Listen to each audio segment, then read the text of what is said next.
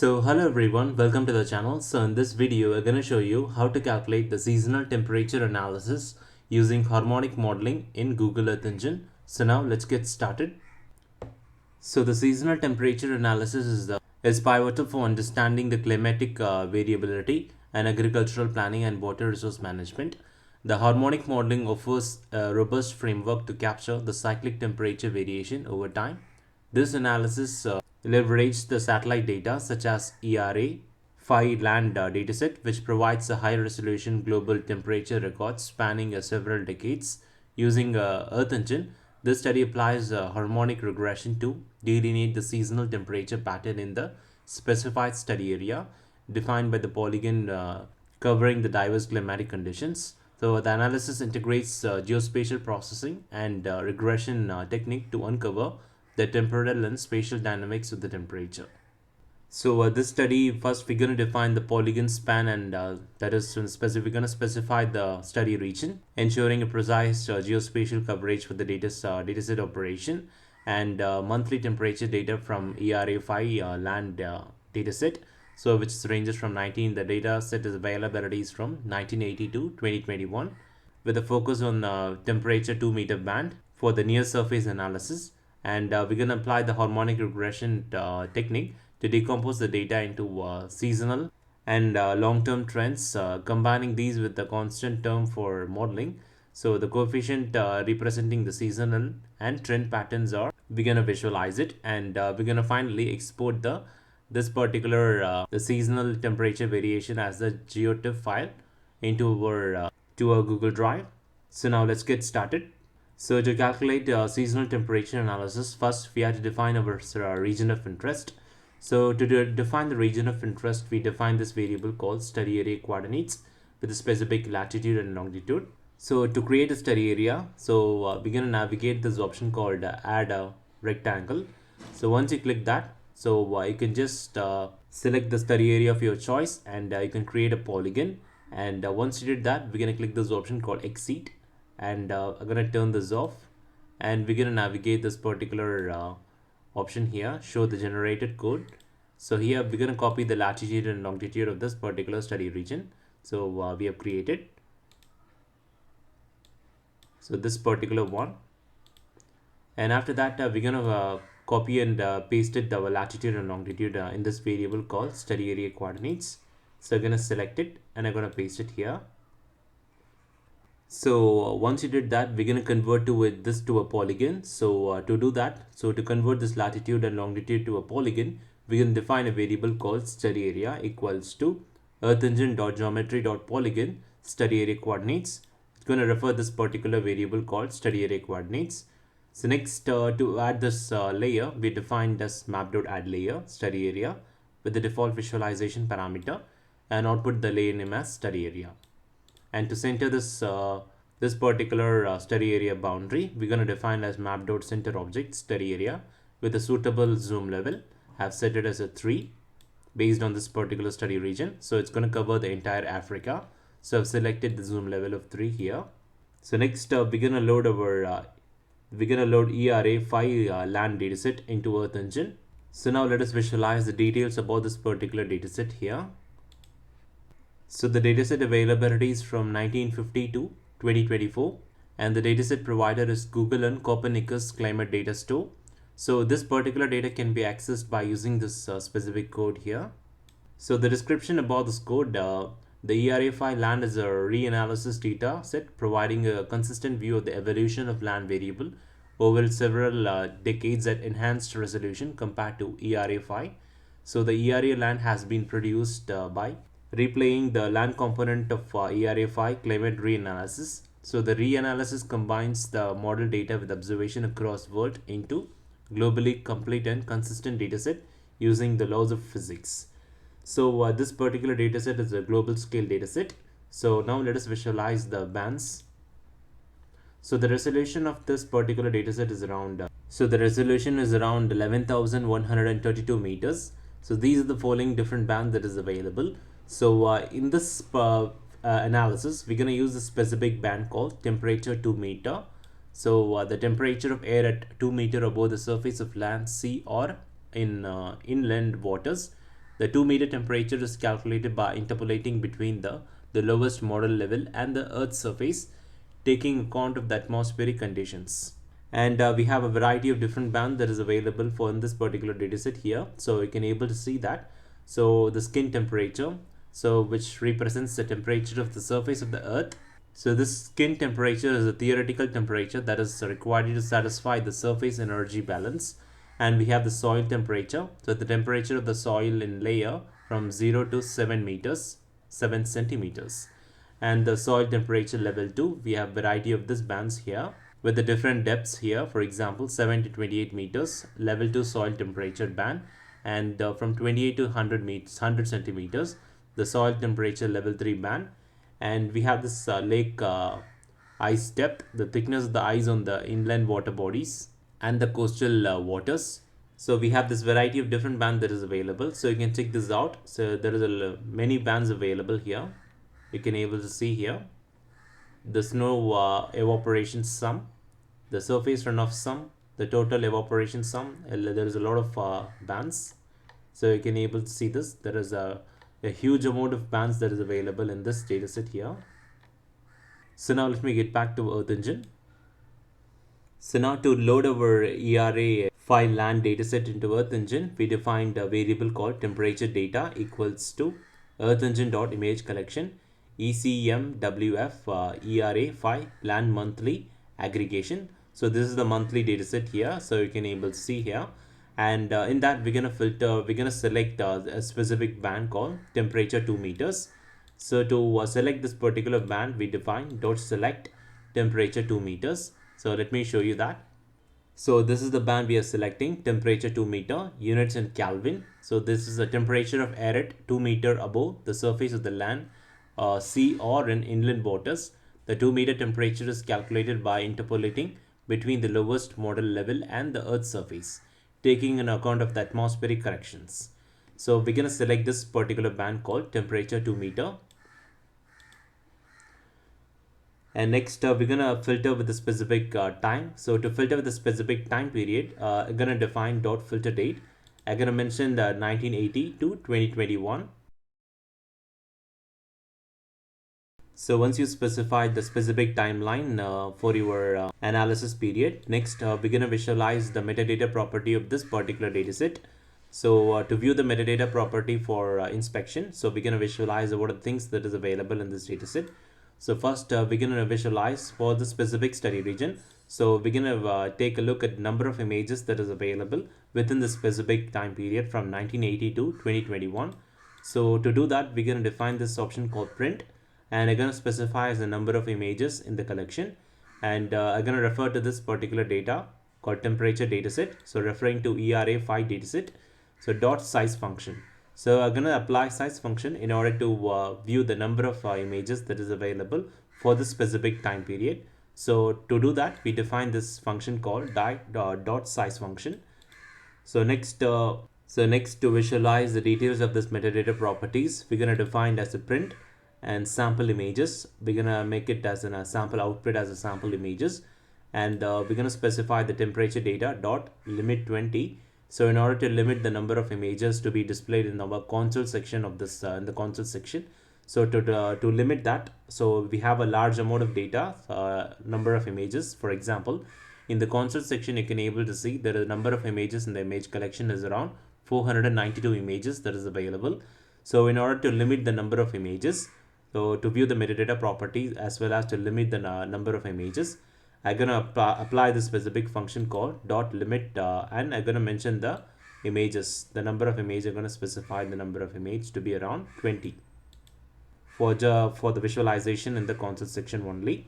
So I have defined print sample images temperature data dot limit 20. So now in the console section, you can able to see here, the first we have specified the number of images in the image collection, so which is around 492 images. And next we have applied in order to visualize the details about this data set. So we defined as the temperature data by limiting the number of images. So I'm gonna click this arrow button here. So you can able to visualize, then we have managed to limit the number of features previously. So it was total of there were total images was around 492 images. So in order to for easy to view these images, so to view this metadata information at ease, we managed to limit the number of image to be around 20. So here you can able to visualize in this particular image, so which is in the belongs in the 1980s. So the bands, so we have this temperature 2-meter band, and the properties. So we have this variety of different metadata properties: system asset size, and system footprint, and the coordinates, and we have system index and year. It is 1980. So in the next step, we're going to prepare the data for the harmonic regression. So we're going to explain about this harmonic regression. So the harmonic modeling is a mathematical technique used to describe the periodic phenomena by decomposing them into sinusoidal components like sine and cosine waves. This method is commonly used in various fields such as environmental science and signal processing and economics to analyze the cyclic patterns in data. So the harmonic modeling is commonly used in seasonal temperature analysis. So first it involves creating a sine and cosine components to model the seasonal cycles, and next including the time as a variable for the long-term trends, and next using the linear regression to estimate the coefficient of the harmonic model. So this method enables to identify and separate the seasonal and long-term patterns in climate data, which helps us to provide an insights for the environmental monitoring. So now we want to calculate the seasonal shift, but before that we must calculate some temporal, such as the, for example, date of the image and the phase of the image and the sine and cosine variables that explaining the seasonal variations in this temperature dataset. So my first step will involve to create a map function to create an independent variable for the harmonic modeling. So here the dependent variable is the temperature, and the independent variable which belongs to different criteria related to the time. So first we're going to define this variable called variable harmonic inputs equals to. So we're going to define our temperature dataset referring to this our temperature data, and next we're going to create a map function. So once we mention the temperature data here, so it's going to bring all the 492 temperature data sets, and next we're going to make a loop function to calculate the independent and dependent variables. So in our next step, from each image we need to extract its state. So to get the acquisition date, we're going to define this variable called date equals to earth engine dot date. So for example, in the console section, you can able to see here. So now we can able to let me show you that.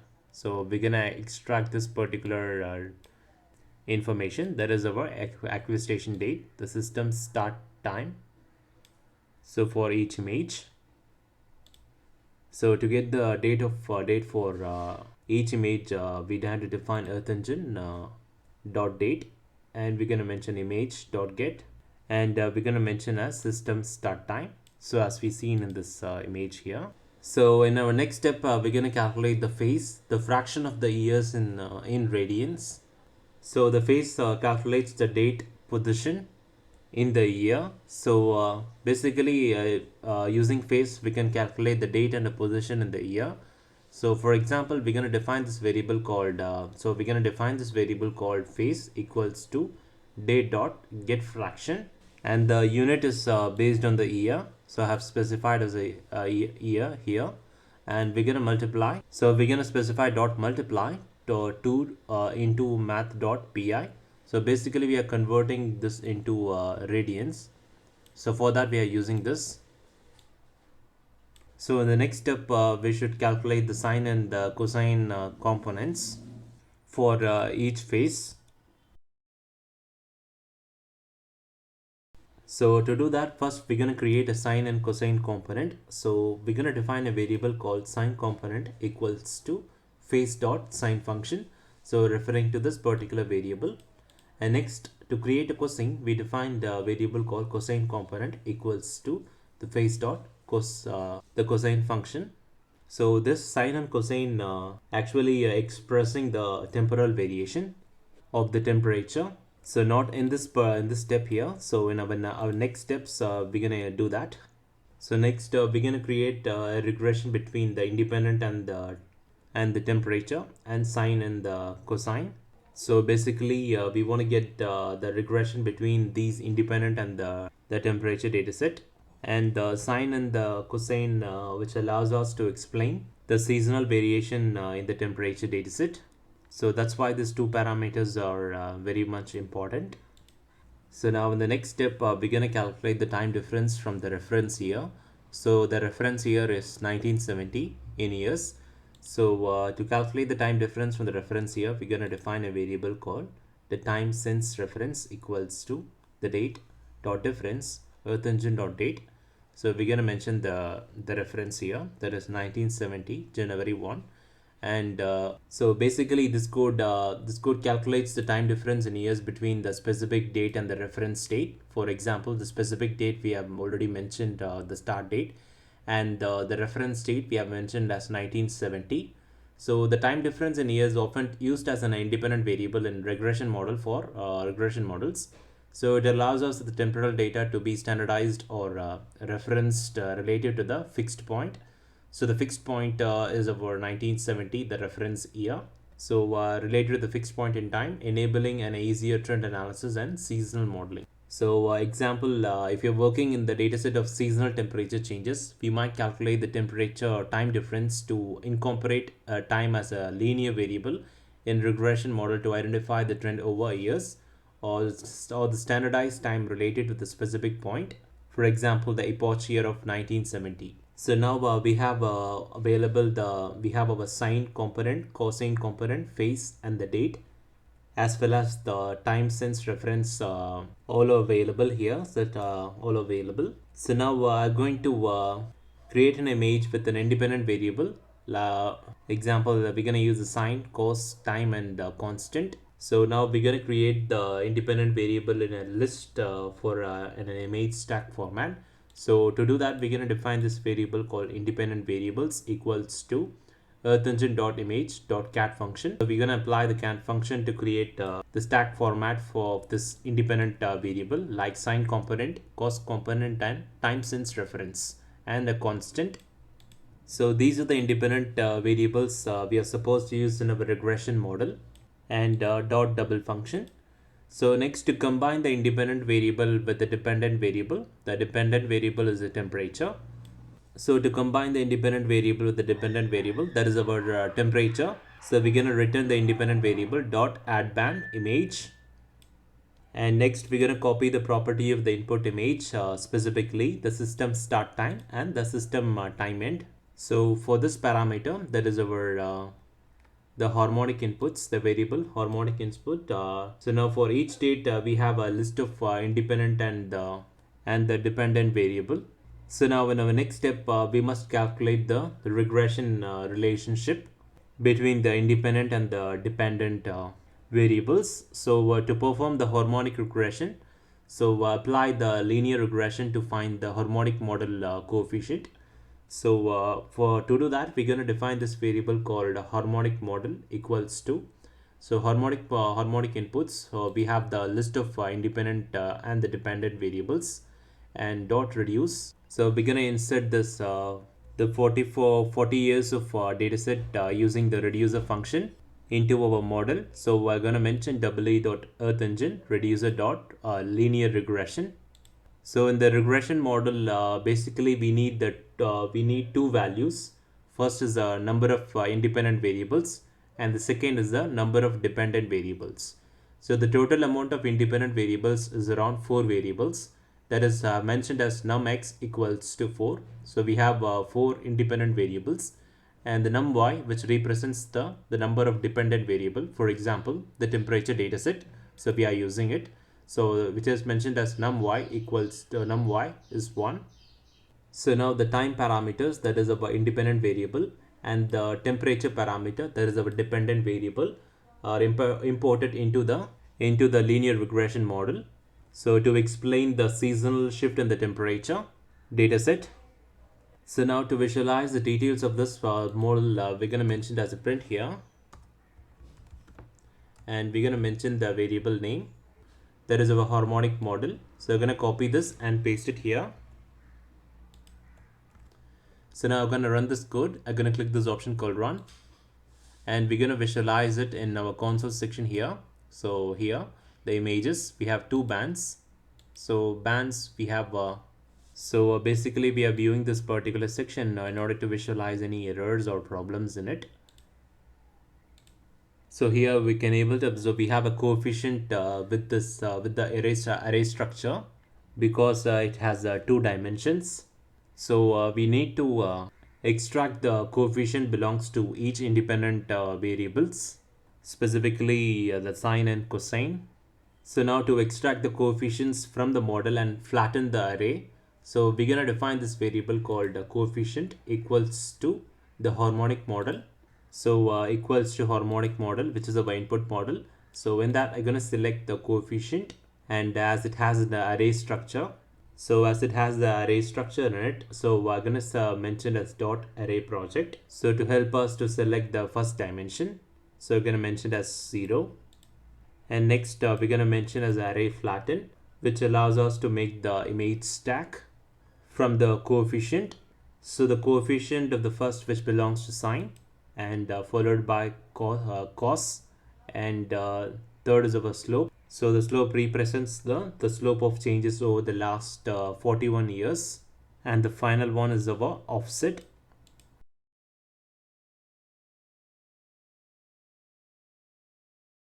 So now to visualize the coefficient, we're gonna add the layer into Earth Engine. So to do that, we're gonna define this add map.add layer coefficient dot clip study area. So study area, which represents our region of interest. So this is our region of interest.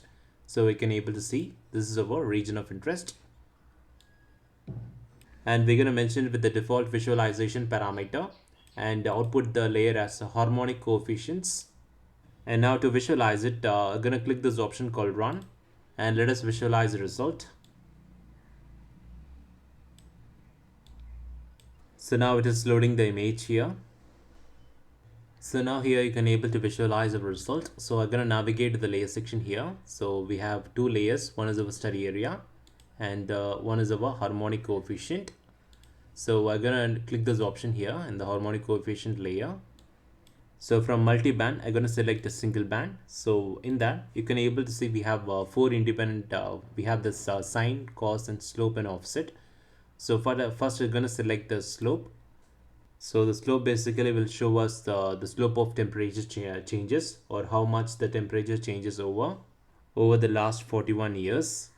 So next, we're going to adjust the contrast. So we're going to navigate this custom option here. I'm going to click this and click this option called stretch 90%. And once it appears here, we can click apply. So now it appears here, the value ranges from 0.0070 to 0.075. So we're going to apply it, and we're going to visualize the result.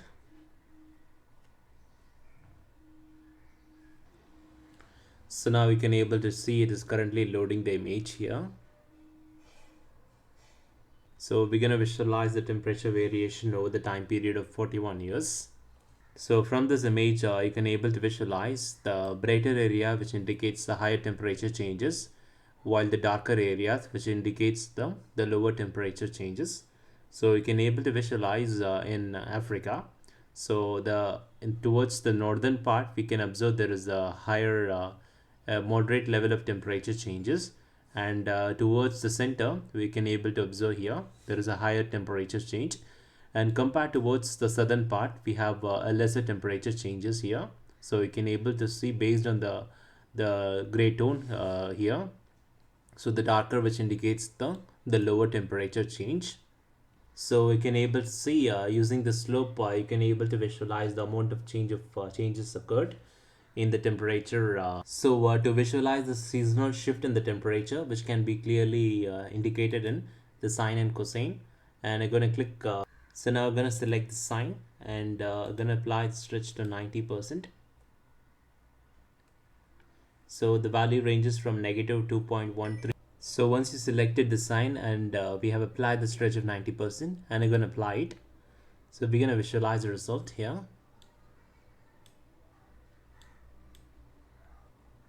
So now we are visualizing the sine here. I'm going to close this. So using inspector tool, I'm going to click on bright areas here. I'm going to click here and we're going to visualize the details of here in the inspector section here. So you can able to view here. So the harmonic coefficient, the sine value has around 2.8 and the cos value of around 0.61. So from here you can able to visualize there is a so you can able to see here there is a slight difference between the sine and the cos, so which indicates that we have a slight variations so from one season to another season about the temperature data in the study region. And let us visualize it in other areas. So I'm gonna use my inspector tool to select in this area here and we're gonna visualize the result of the harmonic coefficients. So in this we can able to visualize the sine has the negative and the cos has the negative. So when the cos and sine both of them are negative, which indicates that the temperature peaks are shifting towards the end towards a bit later towards the end of summer. So this showing the shift in the temperature peaks. So now again I'm gonna use my inspector tool. I'm gonna click here and visualize the result about the harmonic coefficient. So here the sine and cos both has a positive value. So in case one has a positive, another one is of negative.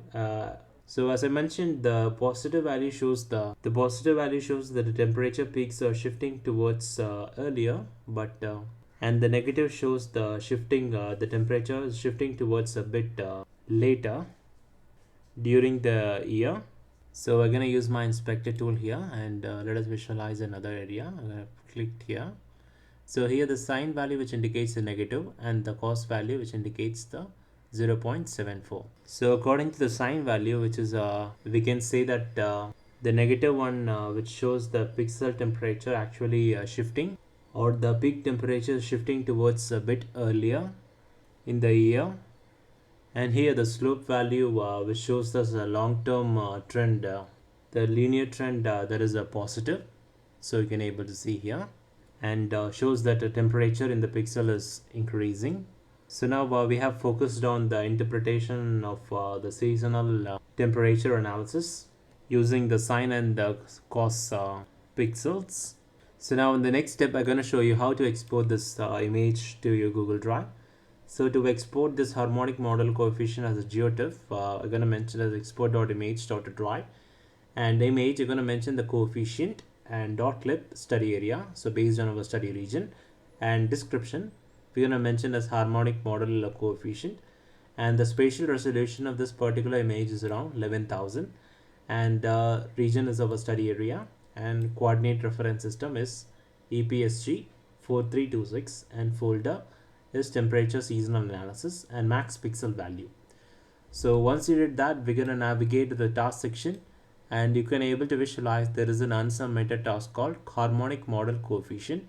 So to export this, I'm going to click this option called run and a window pop up saying initiate image export.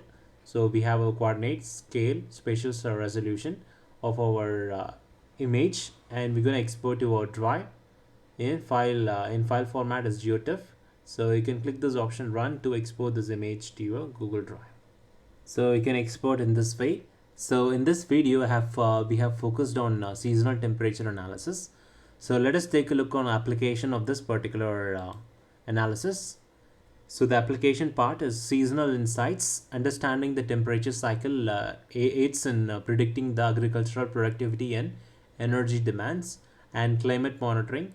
So the long-term trends provides the insight into global warming impacts, and regional planning. The spatial variation in the temperature trends can inform the local adaptation strategies. So this analysis shows us the utility of harmonic regression in exploring the seasonal and long-term climatic dynamics. So in this video, I have shown you the seasonal temperature analysis using harmonic modeling in Google Earth Engine. So thanks for watching, and make sure that you subscribe to our channel and give us a like.